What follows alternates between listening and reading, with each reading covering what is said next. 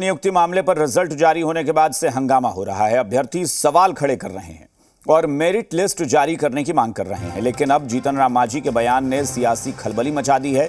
मांझी ने नीतीश सरकार पर बहाली को लेकर गंभीर आरोप लगाए हैं। इसके बाद सियासी संग्राम छिड़ गया है। बीपीएससी पर बवाल, अब उठे गंभीर सवाल। जीतन राम मांझी के बयान से मची खलबली। बीपीएससी में नियुक्ति money for job scheme. BPSC शिक्षक नियुक्ति मामले पर रोज हंगामा हो रहा है, रोज बवाल चल रहा है। अभ्यर्थी लगातार आंदोलन कर रहे हैं, लेकिन अब शिक्षक नियुक्ति मामले ने सियासी रुख भी अख्तियार कर लिया है।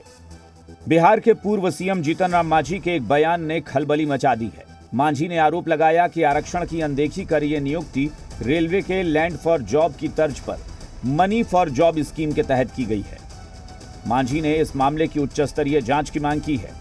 जीतन राम मांझी ने सोशल मीडिया साइट एक्स पर ट्वीट कर लिखा, बीपीएससी शिक्षक नियुक्ति मामले की उच्च स्तरीय जांच की आवश्यकता है। आरक्षण की अनदेखी कर यह नियुक्ति रेलवे के लैंड फॉर जॉब की तर्ज पर मनी फॉर जॉब स्कीम के तहत की गई है।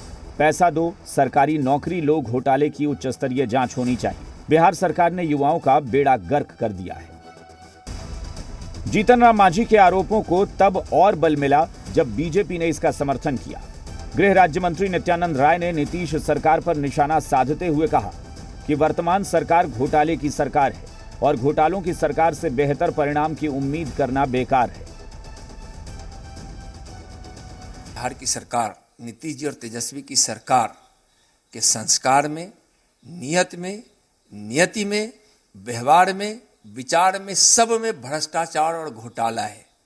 नीतीश जी खुद भ्रष्टाचार की गंगोत्री आरजेडी को बताते रहे, आरजेडी नीतीश जी को बताती रही है, और आज दोनों भ्रष्टाचार, घोटाला और कदाचार में लिप्त होकर बिहार को चला रहे हैं।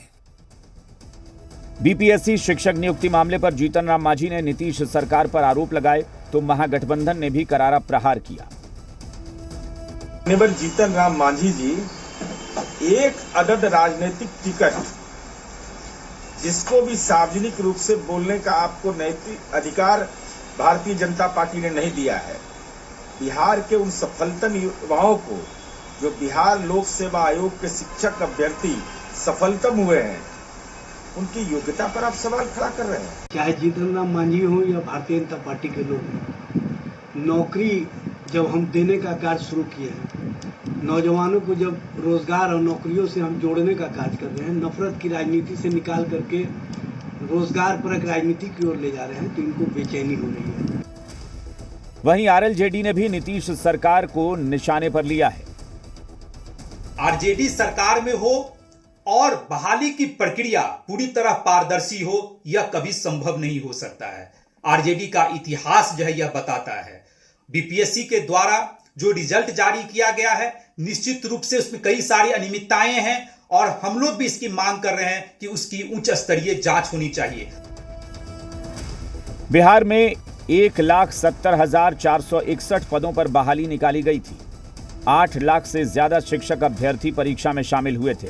रिजल्ट जारी होने के बाद से बवाल हो रहा है। अब इस पर सियासी आरोपों का दौर भी शुरू हो गया है। मांझी के आरोपों में कितना दम है ये तो वक्त ही बताएगा, लेकिन बयान ने खलबली जरूर मचा दी है। स्वप्निल सोनल, जी मीडिया, पटना। बीपीएससी शिक्षक बहाली परीक्षा के परिणाम को लेकर कई अभ्यर्थी सवाल खड़े कर रहे हैं। कुछ उम्मीदवारों ने परीक्षा परिणाम पर सवाल खड़े करते हुए प्रदर्शन किया। इस मामले पर आयोग के चेयरमैन अतुल प्रसाद ने कहा कि परीक्षा पारदर्शी तरीके से हुई है और कहीं कोई समस्या नहीं है। सफल हुए उम्मीदवारों की काउंसलिंग की जा रही है। इसमें प्रपत्र या दूसरी जानकारी गलत पाए जाने पर उम्मीदवारी रद्द की जाएगी। कुछ लोग बिना किसी जानकारी के लिए भी अंदाज से भी कई बातें बोल रहे हैं। सब लोगों को ये समझना होगा कि ये जो चयन की प्रक्रिया है, इसमें हम लोग जो परीक्षा फल निकाले हैं वो सशर्त है, कंडीशनल है। ये हमारे चयन की प्रक्रिया का एक पार्ट है कि हम पहले मेरिट लिस्ट के हिसाब से अपना रिज़ल्ट निकालें, जो कंडीशनल है, और इसके बाद ये डॉक्यूमेंट वेरिफिकेशन होगा, जो कि चल रहा है।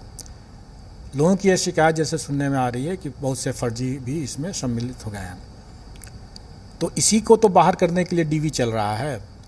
हम भी तो यही चाहते हैं कि जो फर्जी हैं वो बाहर हो जाएं, और इसीलिए वो डीवी चल रहा है। और डीवी के दौरान जो लोग गलत पाए जाएंगे वो उछड़ जाएंगे।